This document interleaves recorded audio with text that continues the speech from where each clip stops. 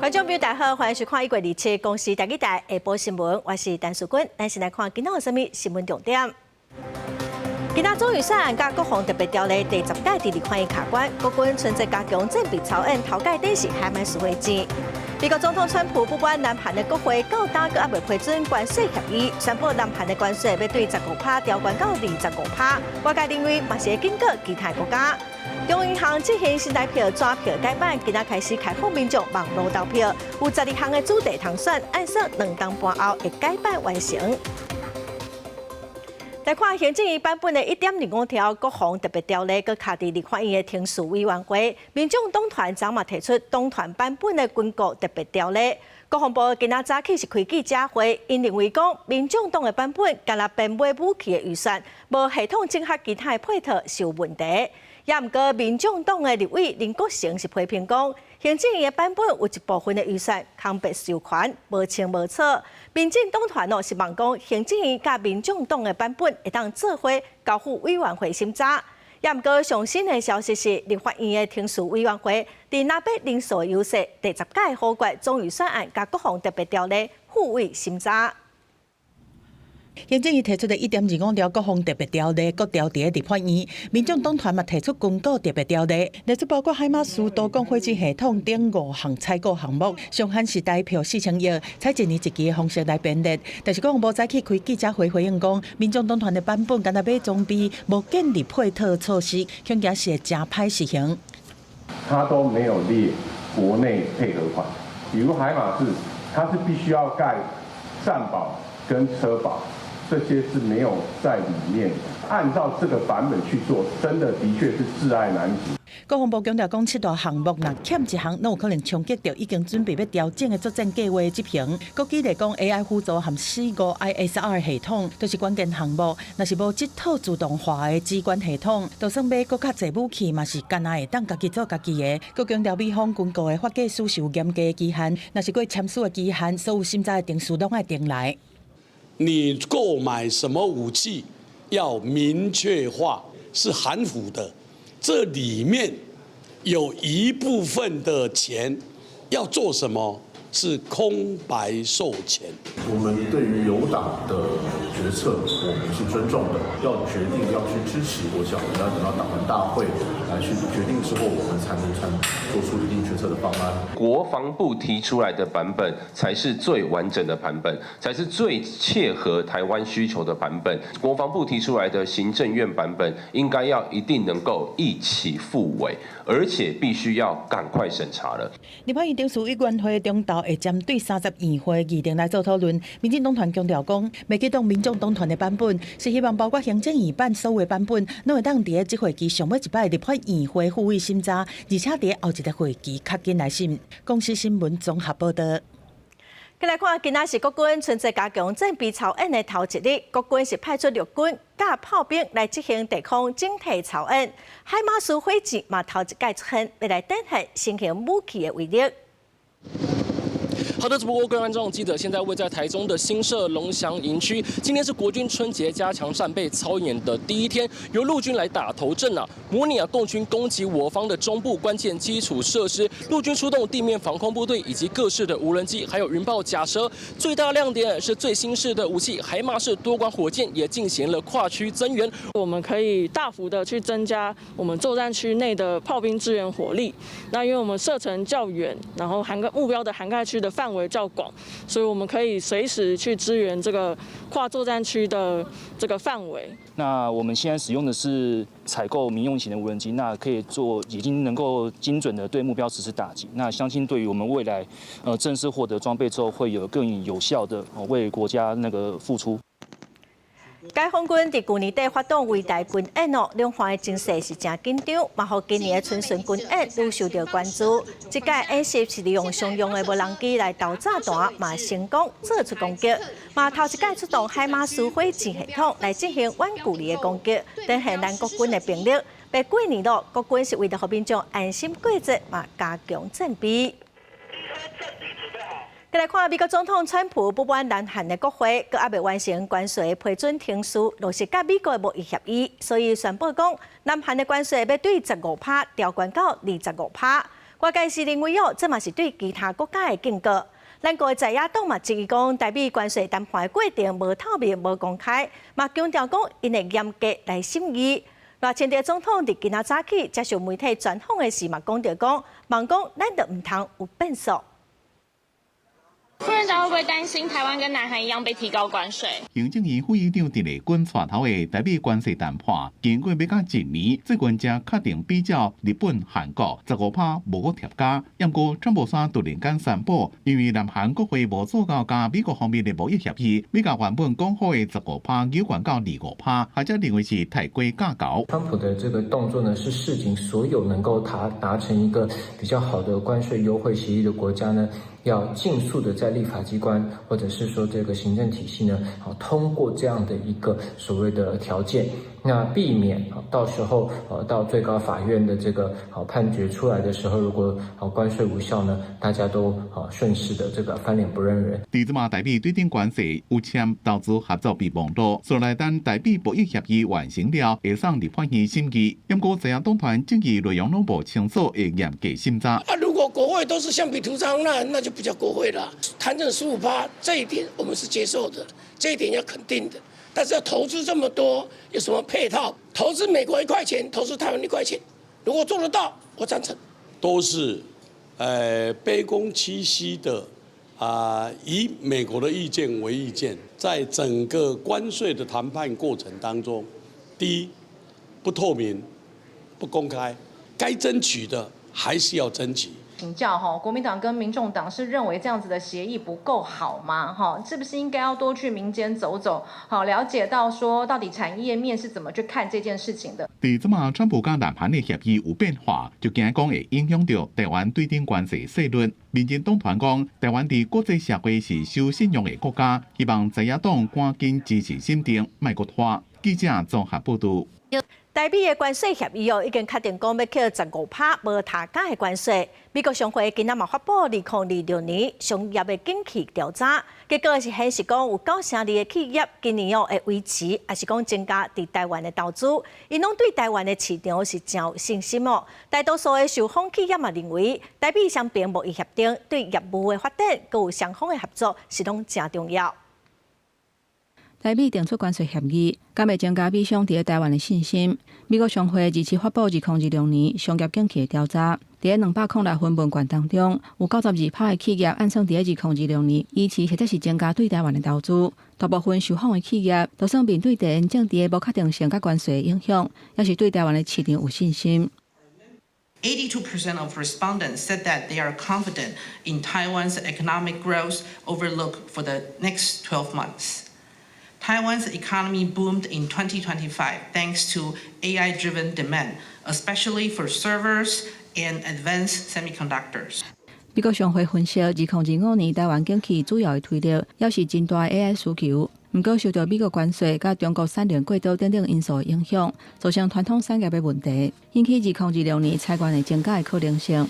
对台湾的经济成长预测范围为2.1%到4.8%不等。不过，台美关税出来，外界嘛关注美商的反应。The tariff alignment with Japan and Korea definitely supports Taiwan competitiveness, but we expect broader U.S.-Taiwan collaboration beyond semiconductors, strengthening the bilateral relationship. So the next step that we see is to resolve the long-term issue of a double taxation to facilitate more investment.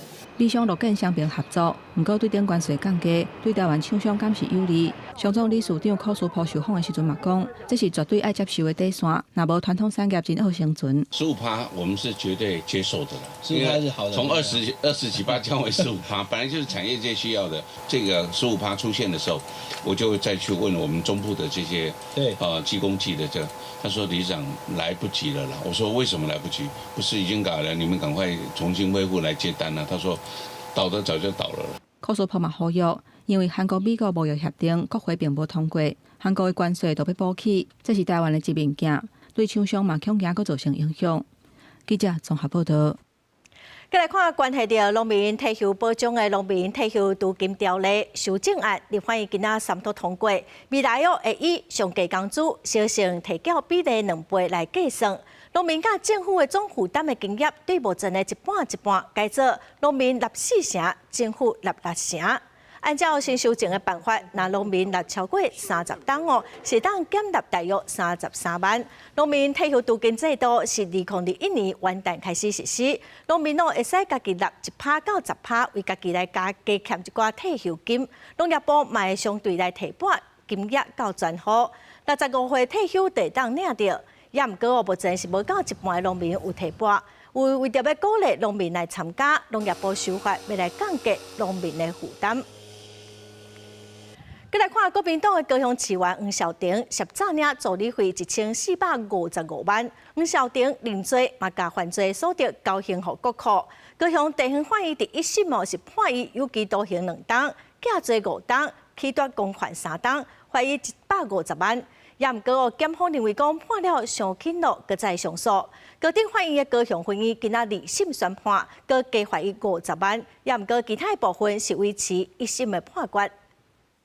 那我们明年2000亿的预算，我们的资本们居然还比22%还低呀！徛伫议会大声质询市长，这是国民党高雄市议员黄孝庭去年12月初3最后一摆总质询。黄孝庭涉嫌诈领助理费1455万，因为伫法庭承认犯罪，而且犯罪所得拢交回来。去年法院一审判徒刑2年，缓刑5年，起夺公款3年，行政罚金150万，共有240点钟的劳动互补。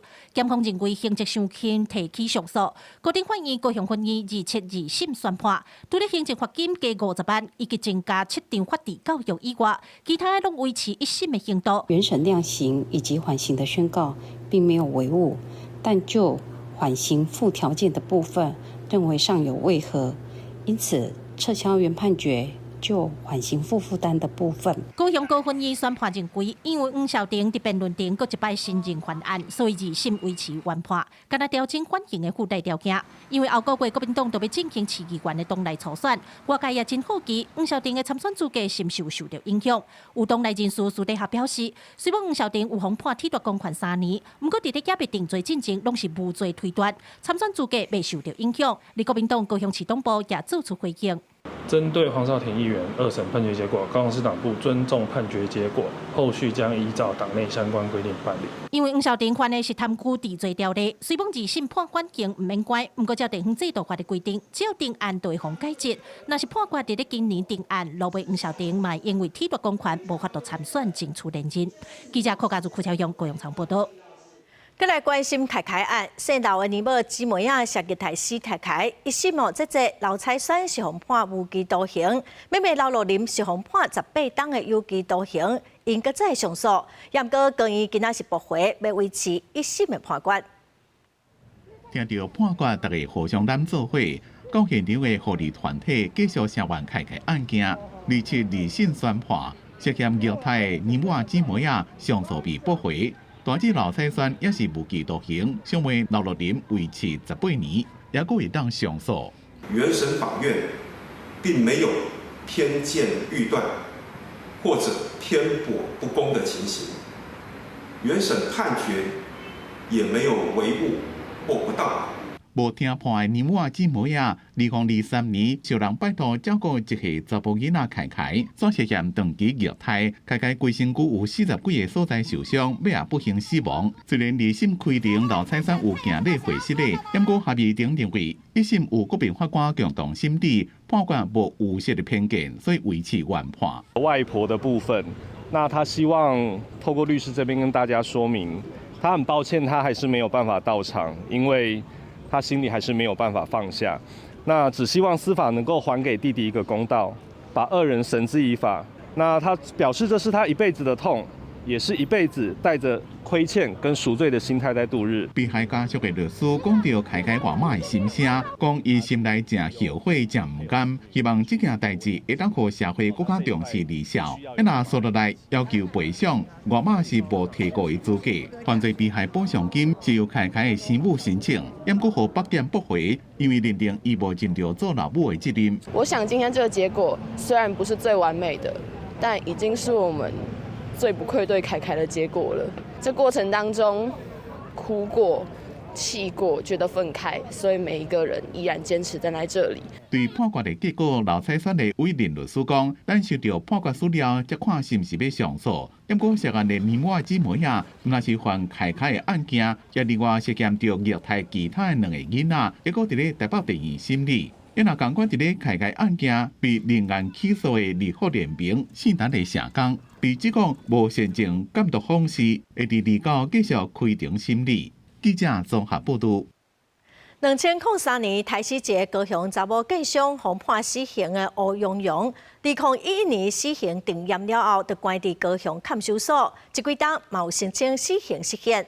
也毋过今仔早起，高雄看守所是证实讲，因为身体无爽快，申请戒护就医，人已经伫25过身了。从白衫行入法庭，2018年已经向判死刑定案的欧阳勇创全台首例以死囚身份出庭作证。伊2003年犯下高雄李建商命案，2011年死刑定案了后，就收容伫高雄看守所。25、70岁欧阳勇因为身体无爽快，戒护就医了后来过往。死者本身有糖尿病病史，未按时服药，并无明显外伤。检察官相验后认定死因为糖尿病酮酸中毒，上肠胃道出血，并急性肾衰竭死亡。检察官判断欧阳勇是因为糖尿病严重并发症病逝。根据了解，欧阳勇伫看守所表现平稳。伊伫2011年获最高法院经6审判处死刑定案。伊坐解法冤枉无杀人，这支法院以不详方法杀人量刑。伊嘛因为安尼，伫最近变做死刑释宪申请人之一。固定都会排心理师去跟他们辅导，但是他是不是会有医院跟我们讲，那也是另外一回事了啊。那我们机关对于他坚持的部分，我们也只能表尊重啊。欧阳勇病逝了后，台湾目前有35名死囚，拢有申请死刑释宪。因为宪法法庭伫2024年9月宣判为死刑规定违宪，为此检察总长也伫去年10月为犯下共人绑票杀害的案件死囚黄春琪甲陈玉龙2人提出非常上诉，以规定伫定时终结进程，法务部不得执行死刑。公司新闻采访报道。来看嘉义市昨下晡4点外，警方要抓一个49岁姓林的查甫人抓落来哦，也毋过伊车晒热的落跑，警方嘛录去抓人，最后是伫路桥边仔车互抓落来，警方嘛拍破窗仔，用强制手段来抓人。落尾嘛查到讲，这个查甫人哦是一个通缉犯，嘛已经依法上班咯。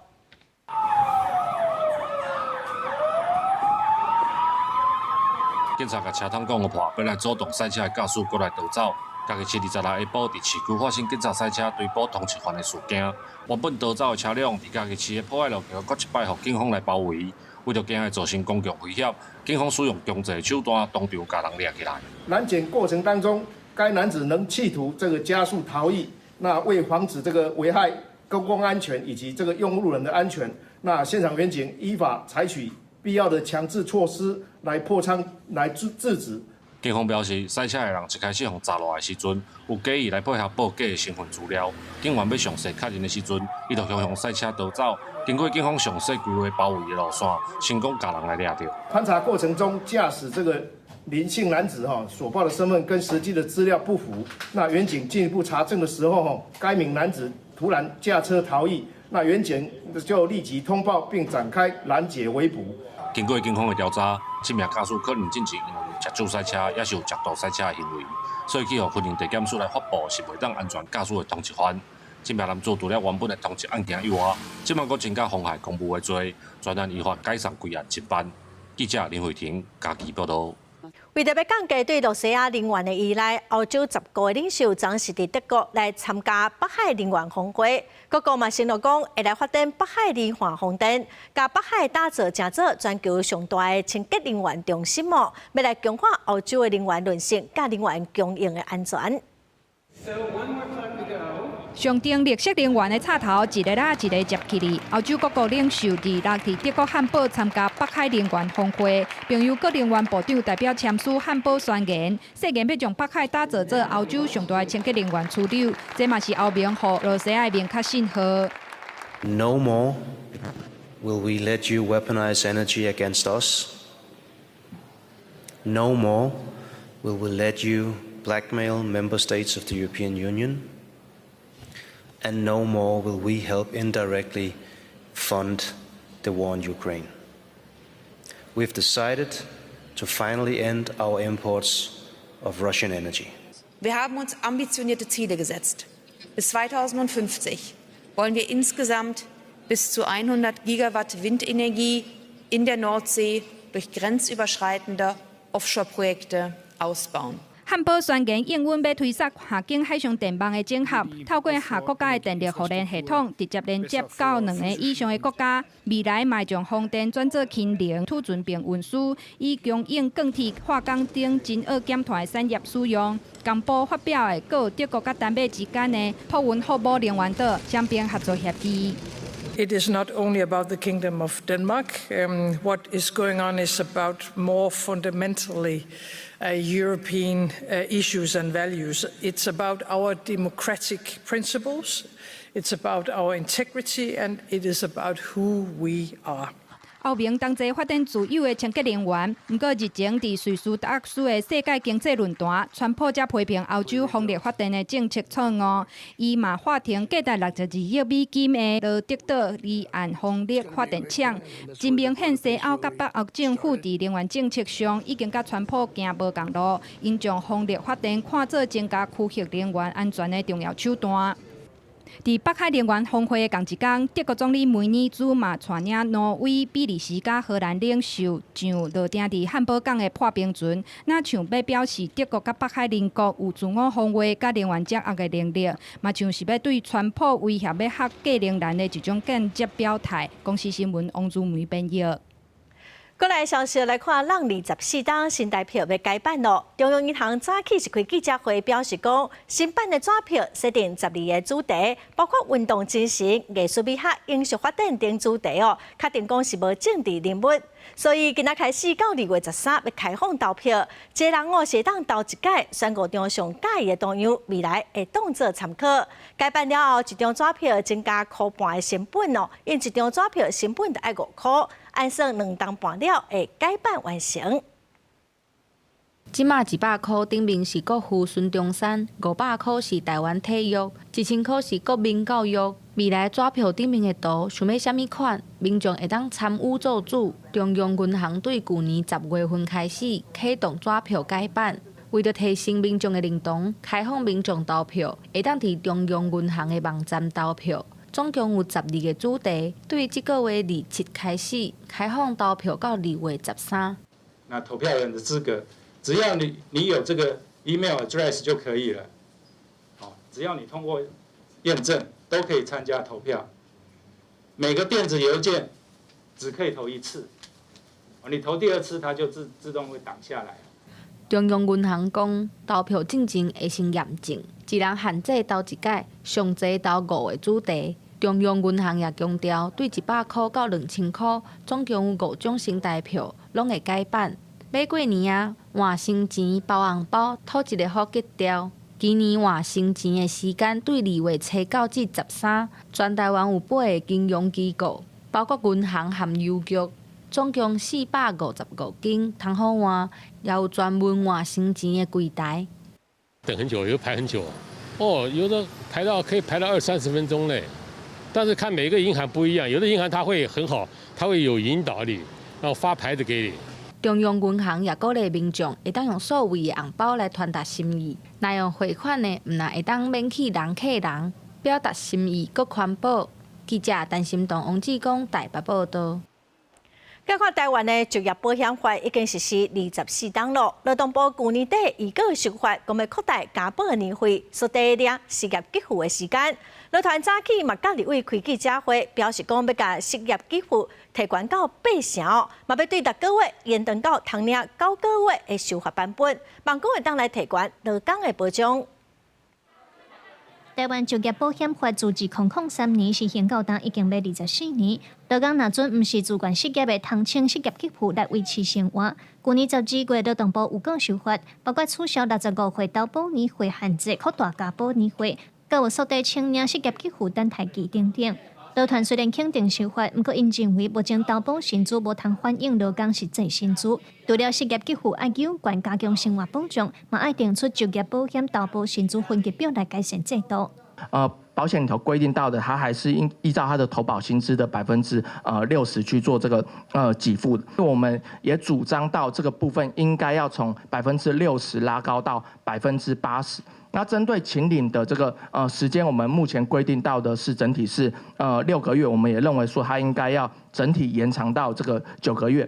毛民团指出，目前就保法对着细族群，甲因为工课受伤，也是设定的劳工真无优先，因可能因为伤病无法度符合目前失业给付要求的顺职义务2届的规定。民团除了要求放零找头路的义务，嘛着延长给付期间，甲增加咨询服务来协助就业。针对非自愿离职的要件，因认为劳动部嘛着经过有路的思考来调整。事实上，他的那个自愿离职，它隐含着是一个非自愿的状态啊。职业劳工他可能碰到的困境，可以再去更细致的去讨论哦。它让这个整个就业保险，它事实上是可以去承接因此在导致相关失能的一些职灾劳工的这个失业的风险。劳团甲专家学者针对就保法拢总是提出大改革建议，也那劳动部是回应讲会个进一步来研究讨论。所提的修正意见，我们都会在兼顾就保的政策目的，然后财务的可负担性的原则下去通盘研议可行性。这礼拜5已经是立法院这会期最后一届议会，劳团拍算后会期进前提出民间的修法版本，嘛指出目前保险基金已经累积1814亿，财务稳定，应当推动改革，希望让制度愈较正。记者卢尚如、郑准佑台北报道。有民间团体公布去年前10大精神健康的新闻哦，搁外围前发生伫台北捷运的随机杀人案是上受到注意。专家嘛指出讲，这新闻事件背后显示讲高端小保是看世代的困境，心理健康的政策嘛应该爱对被动来等待帮助，改做主动来避免风险。透过跨部门的追踪甲关怀机制来关心高风险的族群。过去一年，台湾发生袂少社会悲剧。去年底台北捷运攻击事件，也互社会真惊吓。精神健康基金会票选出2025年社会10大新闻事件。前5名的新闻，第一就是张文无差别随机攻击，第二就是花莲邦山湖土瓦超人展现台湾沦陷，过来就是青少年行底路9年增加2倍，一口罩5人受诈骗行底路，假拍4大暴力通报冲破4000件等等，大部分是公共事件更加影响民众的心理健康。社会呢是否过度强调成功，让我们的行为它不能视为被逼上绝路，也不是一个合理化。但是呢，我们应该要知道，一个人如果长期感受不到被需要，极端暴力就可能这样子形成。囡仔对爸母不满，就拍爸母，听起来真严重。医生指出，其实这个加害人当中有6%是有精神障碍的相关疾病，显示离校暴力无得到完善的医疗帮助。另外有3%无精神障碍，也会当观察到手机流行的时代，会造成囡仔和爸母之间价值观的冲突。汇行手机流行的时代，我们大众要清楚的了解，这一代儿童青少年正受到严重的社交剥夺，影响功课的效率和人际互动的效率。那台中一口罩受诈骗行底路，和青少年受违规的人数增加2倍的新闻，医生建议推动社会防护网，伫咧生活中找3至5个会当讲话对象，心事若无讲出来，会有满腹的苦楚无地扛。记者台选林旭凯台北报道。家人顶礼拜一场火灾，因为厝林囤上侪物件了，有一个住户甲一个消防员不幸往生。桃园去年是通过桃园市主体囤积行为处理自治条例草案，今年1月马上行政院核定了。未来针对囤物件的行为，都有专法通处理了，违法上最是当罚3000块。家人伫顶礼拜是发生一件半暝的大火，由于民众伫厝内踏满有诶无诶，互抢救真困难，造成住户死伤和消防员殉职的悲剧。嘛，互大家搁一摆讨论爱囤物件的问题，而且若住户爱囤物件，住伫附近的厝边，除了真烦恼，嘛是真无奈。会不会担心？会啊，前2天彰化社头又是一个垃圾屋啊，就是会火灾啊，会发生火灾，我们会害怕。那像他这个状况，他除了门口之外，其实里面都是啊，1楼到3楼都是堆满的啊。会担心，会怕有危险的火灾这样子话。要变了无偌久，门口的物件都搁塌甲满满满。通知政府伫2020年，伫一间物件塌满满的厝发生火灾了后，要去算全市的亲像这种住户是超过200户，所以是透过桃乐资收站做资收尾的兑换，也是会当甲市民较加达，互大多数的囤积户已经一步一步甲这物件清出来，敢若剩少数持续伫遐囤物件，目前是定期巡查因囤物件的状况，互我若是影响公众会当执行清理，但是大部分是无法度用强制力来介入。他必须要透过跨机关的合作，那以往的问题单纯会以清除然后恢复加容的那个状况来执行，但是复发的可能性也非常的高。考虑到现行规范是对囤物件欠明确的规范，通知去年通过主体囤积行为处理自治条例草案，今年1月送行政院来核定，上紧2、3月就会当上路实施。违反者上悬罚3000，而且会当达摆处罚。嘛，甲囤积行为的认定、稽查处理和下机关多元协处，拢共步来纳入。公司新闻综合报道。台中市里面市地主办中华区的官司拍16档咯，中华会是要求里面幼儿园要拆除乡地，经5审今仔宣判，台中高分院认为幼儿园妨碍到中华时间整地，就要拆掉。也毋过，里面幼儿园园长林金莲是开记者会批评讲，司法互政府绑票，会阁继续上诉。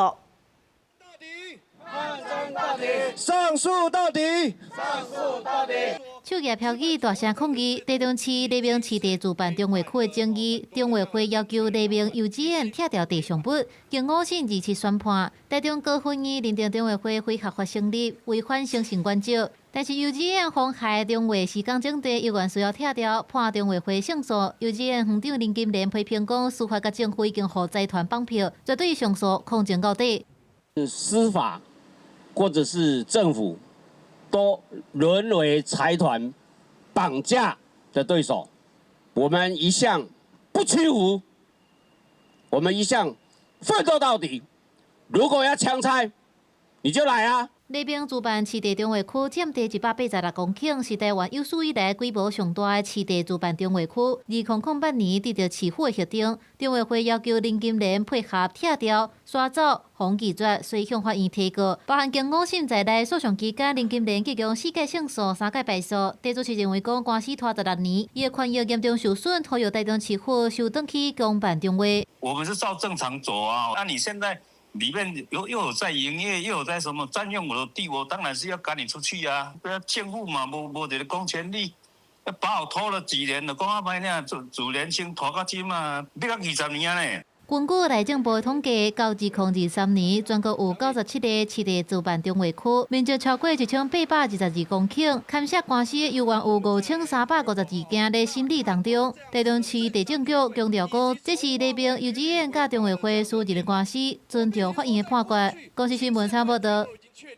法定观光条例伫去年4月修正上路咯，非法的旅馆甲饭店上济是当罚100万咯。宜兰县政府最近嘛针对一间非法的民宿开出头一张上100万的罚单，嘛要求业者停业，也毋过业者是不服，嘛提起诉愿。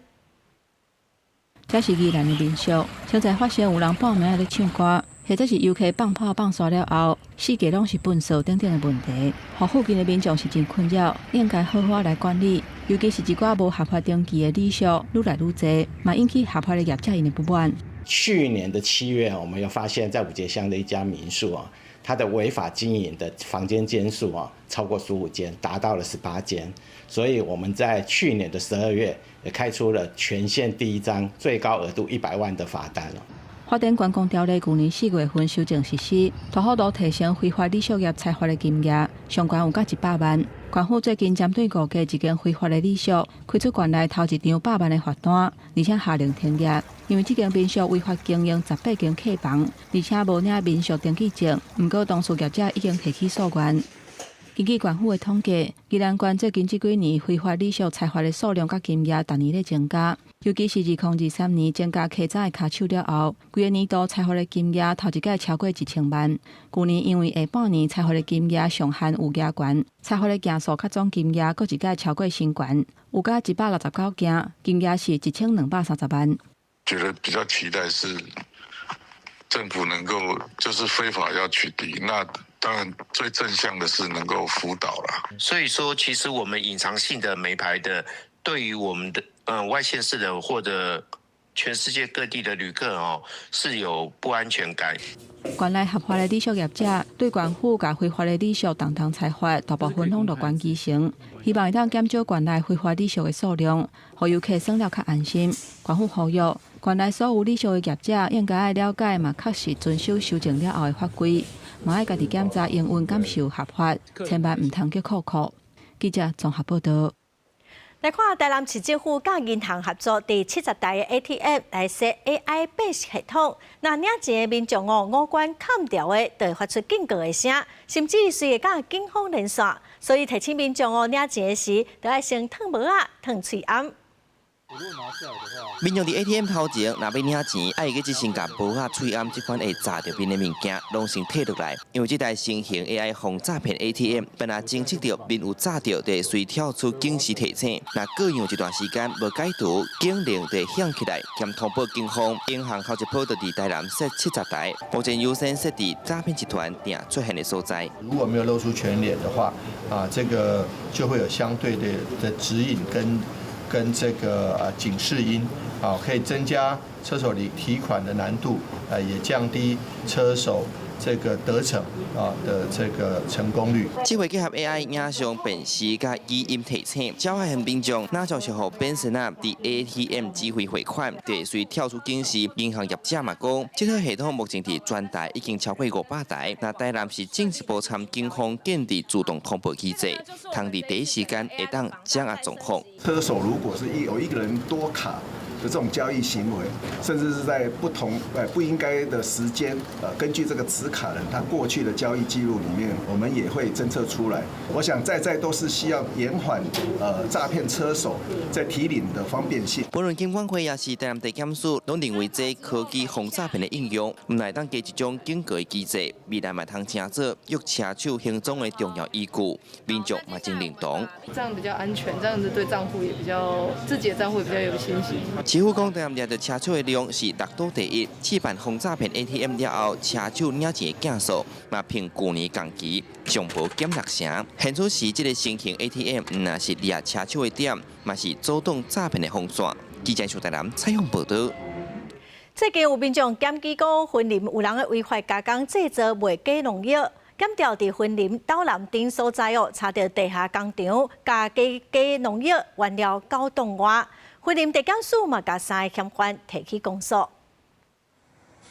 检调人员来到岛南镇即搭做假农药的地下工厂，当场查到几啊种伪农药成品、半成品、原体甲辅料，边仔阁有非法农药标示、包装材料甲各种生产机械工具，当场全部查扣。该集团自民国112年间起，即由张姓男子在云林县斗南镇某仓库将农药原体调配、制造、分装成农药成品之后，再运送至云林县虎尾镇某仓库储存。其后由黄姓男子将伪农药贩售给不特定农民，借此牟利。云林地检署表示，近期防检署接到民众检举，讲云林地区有小摊的人用加工的方式做假农药来卖。检调追查了后，伫岛南镇查到假农药成品、半成品约9.6公吨。对此，云林县动食物防疫所呼吁农民，唔通用来路不明的农药，才袂违法。相关的那个农药用途，它当然是主要就是针对一些蔬果的病虫害在防治部分，但是在台湾是不核准的，它是属于伪农药的。如果经查证，农民是属于知道这是伪劣农药并仍使用的话，依农药管理法可处1万5以上15万以下罚款。云林地检署表示，假农药流入市面，唔但影响农作物生长加产量，恐惊会威胁食品安全问题。专案甲张氏、查甫等3人以涉嫌违反农药管理法提起公诉，上悬可处7年以下有期徒刑。公视新闻王伟雄云林报道。花莲马太安溪在做大水的时候，真侪粪扫拢冲到北富川的田林。虽然环保局已经把粪扫拢清掉了，也毋过农民即马要种植的时，伫咧冰土所发现讲土内底哦，阁有真侪粪扫，乌拢乌袂了。伊嘛帮讲政府会当来斗3工。现在挖什么啊？挖的麻袋麻袋吧，装的垃圾，你在里面不能会臭死。地渡头细枝山丘凊彩挖一个农田粪扫，高福乡北富村的农民讲，一罐粪扫若无挖出来，想要复耕种作，农作物拢袂活。下雨的时候，那个水这样一逆，那个土就会一直渗入进去，而且里面都是垃圾。你不赶快处理的话，它那个臭味一直会污染整个环境。北富村田内面的粪扫，大部分拢是来自光复粪扫场。做大水迄当阵，真侪粪扫拢被冲到北富村。虽然迄当阵环保局已经把地面的粪扫清走，不过土内面还阁真侪歹污。老人在家里的无法动弹，没有办法动。所以我们其实需要的就是那大机械怪手。希望说我们的重机械快点过来，来了之后，我们选清运车也要把那些泥土清运啊，垃圾也要清运。关府农业处讲，光复乡农地土内面的粪扫，牵涉的环节单位真多，亲像是粪扫爱安怎气化、冰土了一块囤长期的问题，拢唔是关府一个单位会当处理，会协调农业部、环境部等中央的单位做阵协商。记者综合报道。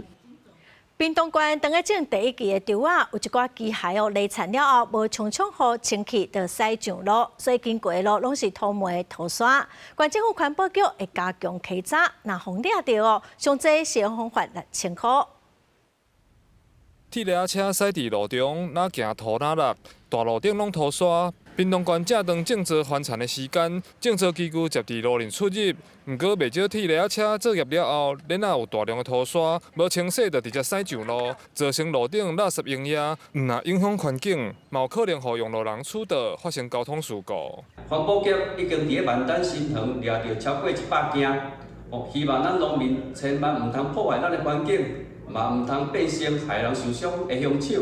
环保局表示，今年到1月2日，有接到12件民众陈情案件，种植机具甲道路用垃圾，算违反废弃物清理法。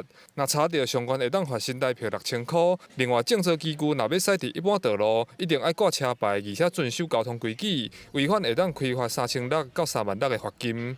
咱农民若放长了后，一定要甲肥犁啊，也是其他的机械洗好清气，哪会使驶起来道路？若无土粉搭伫路面，迄是违法的，上济会罚6,000块。目前屏东县算是第一期稻啊种植时节，这几年环保局有安排向农民和种植业者相关单位宣导，佮实际示范清洗的流程，希望农民伫追求作业效率的同时，嘛会使守护环境。记者柯炳哲，屏东报道。来看胃癌伫咱国10大癌症中死亡的人数是第7名，发生的人数是第9名。一档会新增加4000个胃癌的病人，一档有2000多人会因为胃癌死亡。幽门螺旋杆菌是造成胃癌上主要的风险。卫生福利部宣布讲，今年开始要提供45岁到74岁符合资格民众，一世人会当做一届胃的幽门螺旋杆菌的公费体检，会当甲大肠癌的大便忏悔来做回检查。叶仁当良伫2019年确诊胃癌第4期，经过几啊届化疗甲手术，目前只要定期回诊甲追踪。伊讲少年的时阵，因为无用咧拍戏做工课，虽然有一届做胃镜的时阵发现有幽门伽利杆菌，不过煞无药医嘛无治疗，滴出尾啊恶化变做胃癌，伊是真后悔。大家都有啊，对不对？好像听起来好像很正常，然后也就掉以轻心。可是当我后来罹癌之后，我才知道说胃幽门杆菌跟我们的胃癌有这么大的关系，我非常非常的后悔。根据卫福部的统计，胃癌差不多有8成至9成是去感染到幽门伽利杆菌引起的。台湾每一年新增加确诊胃癌的有超过4000人，而且造成一年有2000多人因为胃癌死亡。2024年10大癌症当中，胃癌死亡的人数排第7。若感染幽门伽利杆菌长期无治疗，后一日得到胃癌的风险是有到6倍。所以卫福部宣布，为今年开始提供45岁至74岁的民众，一世人一届公费大便抗原的检测，甲胃的幽门伽利杆菌，而且会使甲大肠癌大便沾血检验做回体检。如果你没有去办法去治疗或检查的时候，它会变成癌前病变。这些人就算你治疗了幽门杆菌，有时候它那个病变还是有胃癌的风险。有关胃癌的筛检跟这个大肠癌筛检都是用粪便来做筛检啊，那都是从45到74岁之间啊。不过这个胃癌筛检它只有终身一次而已啊。卫福部讲，咱国20岁以上的人感染到幽门角裂杆菌有到3成，体检的结果若是阳性，只要照医生的吩咐接受治疗，就会当降低去治疗胃癌等等癌症的病变。嘛，呼吁民众爱养成好的生活惯习，食饭的时阵唔通共用餐具，爱有家己的箸甲公用的箸，莫食槟榔，莫食薰，酒嘛爱减啉寡，这些拢会当降低去感染到幽门角裂杆菌，保护胃的健康。记者综合报道。北新乐园丁博事件满10档咯，南口中间病院今仔是办纪念会，嘛追思去年底白蛇曾秀出遗书。伊迄当时是带领医疗团队在抢救，嘛一路陪伴朋友来复健，病人是拢真感恩哦。这场意外嘛是咱台湾烧烫伤医疗史上真重要的一段历史。10档前的一场 party， 差不多40秒的火，煞变做台湾社会无法度放袂记的集体伤痛。北新乐园的颠簸事件发生到打已经10档，这场意外是造成15个人无命，嘛重创几百个家庭。不过这场灾难嘛，互全台湾的医疗体系全民总动员，变做台湾重要的烧烫伤医疗史。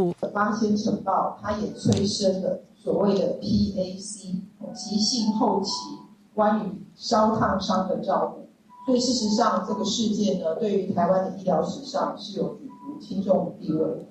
迄当阵南口中家病院伫关键4点钟内收治40外个伤患，平均烧烫伤的面积是高达体表面积的50%。院方紧急伫第一时间内调回大量的医护人员，伫关系生死的急性期是做超过200外台的手术，而且陪伴伤友度过这有够长的复健路。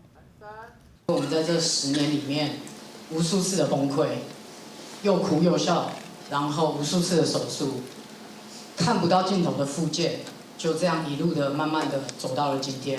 在这场医疗奇迹的后壁，进行外科医师曾秀秋，除了是伤友心肝内，搁严格但是搁温暖的存在，嘛带领医疗团队一路对上开始的急性期的抢救清创，到续落来复杂的拾回和复健。但互人真唔甘的是，曾医师伫去年12月过身。跟过他的所有的这个学生也好。知道他的这是做事情是一丝不苟，也是因为这样子，所以才能够在烫伤的一个成绩上，能够做出这么好的成绩。在国内医疗团队的守护之下，台湾是写95%以上存活率的记录。这么10年过去啊，数据已经变作历史，但是这份使命感已经转化做台湾医疗的韧性，变作未来面对重大公安灾害时阵的重要参考。记者综合报道。日本青森上出名的昆模歌丁，嘛伫咱今年台湾灯会来出现。文化总会甲嘉义县政府是邀请日本青森的师傅来台湾创作，按算的伫嘉义用半个月时间来做歌丁。3月初7会来参加灯会游行，咱做伙来了解。一年一届日本青森昆模节是日本东北地区热天8月份的代表祭典。今年文化总会特别邀请日本有名的昆模师来台湾参加今年3月份嘉义县举办的台湾灯会。昆模师团队拢总8个人，准备打造一个专属配田宫、普阿玛、千顺将軍、虎爺公台湾版本的昆模歌丁。日本ではあまり神様の信仰っていうのはですね。薄いって言いますか、あまり信仰深くないんですけど、こと台湾におきましてはほぼマーズ様一択で、信仰心がとても厚くてですね。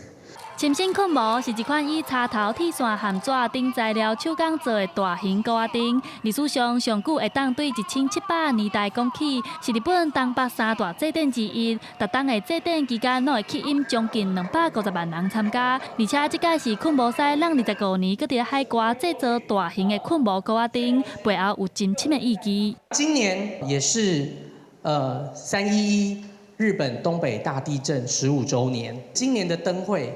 刚好就落在311这个时间点，所以我们有机会一起用光点亮象征跨国友谊的睡魔灯笼。这届活动嘛邀请嘉义县在地学校和酷模团队做伙游行，文化总会毋望会当透过游行决定，伫咧今年台湾灯会，和台湾和日本伫咧文化历史上有更较深的交流。记者台选谢桂玲台北报道。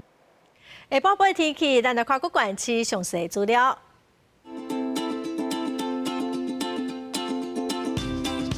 北部地区上低15度，上悬18度。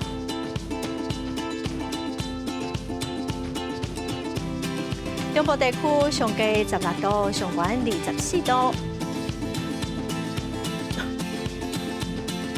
南部地区上低20度，上悬27度。东部地区上低17度，上悬24度。华东地区上低12度，上悬21度。再来看未来3天的天气。